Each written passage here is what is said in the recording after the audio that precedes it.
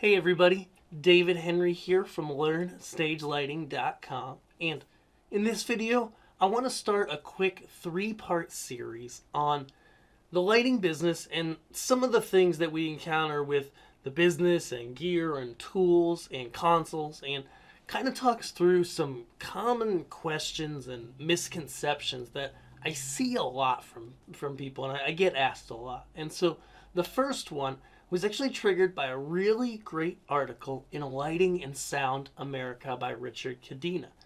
And he wrote, I believe it was in Lighting and Sound America, and I apologize if that's the wrong place, and he wrote about tools.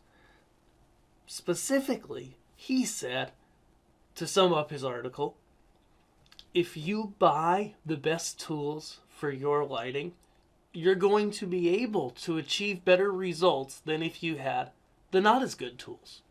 So let's break this down for a minute, because I both agree and disagree with him. And I want to break it down and talk through it, because I've seen both angles of it, okay? Like, when I was new in lighting and I was first starting in this business, I had no money, okay? And I'm not rich now by any means, but I can buy tools and I have some great stuff that helps me make great shows. But I had no money. So I had a C-wrench that I bought for $8. I got a Leatherman, but I worked first a little before I bought the Leatherman. And I had a Meglite. And that was enough to get started in lighting. And truth be told, those 3 tools have helped me until today. But at the same time, today I have more tools, right? I've got a City Theatrical DMX Cat DMX tester, and I'll pop up a video on that here.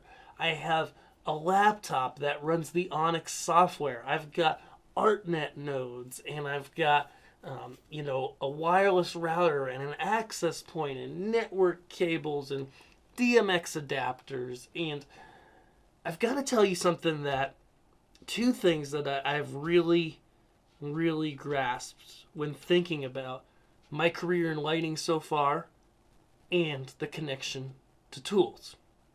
And that is that when I've taken the money and it's been sacrificed sometimes, like saying, I could buy something else with this, I could spend this money, or I could buy a tool.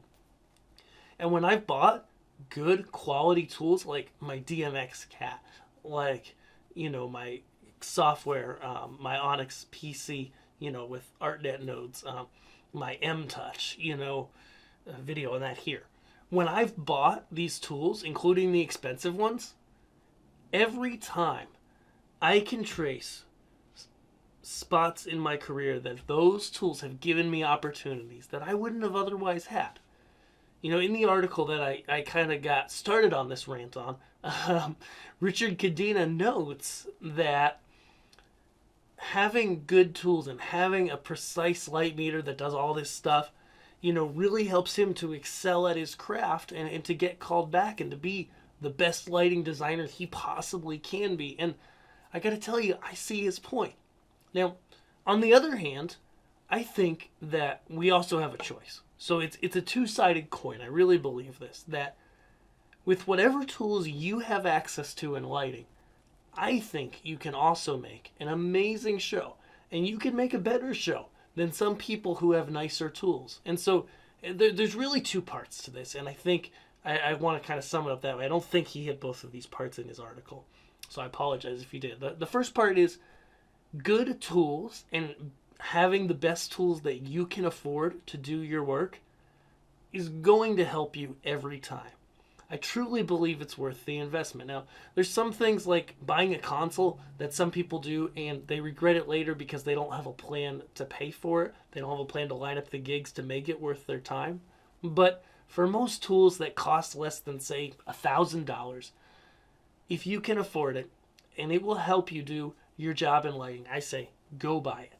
That's something I've noticed, that every time I do that, even if I think about one for a long time before I finally take the plunge, when I do, it helps me.